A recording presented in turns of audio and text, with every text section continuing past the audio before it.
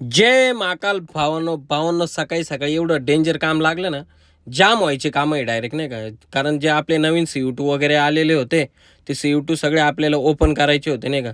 सगळे CU2 जे होते ते सगळे लवकरात लवकर ओपन केले आणि त्यानंतर आपण मस्त आपली बसंती लोड बीड केली. कारण बसंती लोड करायचा विषय असा होता का, आपण परवाच्या दिवशी ज्या कंपनीमध्ये गेलो होतो विजिट वगैरेसाठी, तर तिथले फायर एक्सटिंग्विशर त्यांना नवीन फायर एक्सटिंग्विशर द्यायचे होते.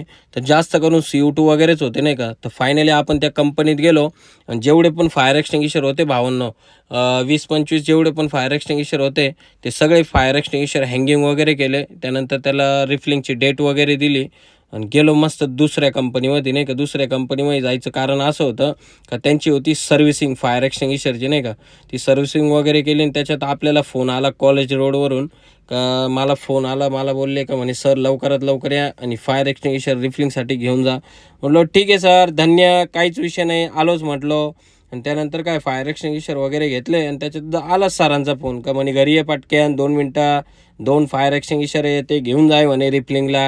म्हटलं ठीक आहे सर, आलोच म्हटलं, लगेच येतो, पटापट येतो. आणि फायनली भावांना आपण सरांच्या घरी गेलो.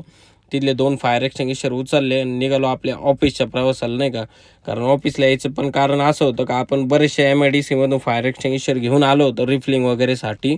तर ते रिफिलिंग वगैरे केले आणि त्यानंतर म्हटलं चला आता जाऊ आपल्या आपल्या घरी नाही का. मस्त बसंती वगैरे लावली आणि फायनली भावना आपण पोचलो आपल्या आपल्या घरी.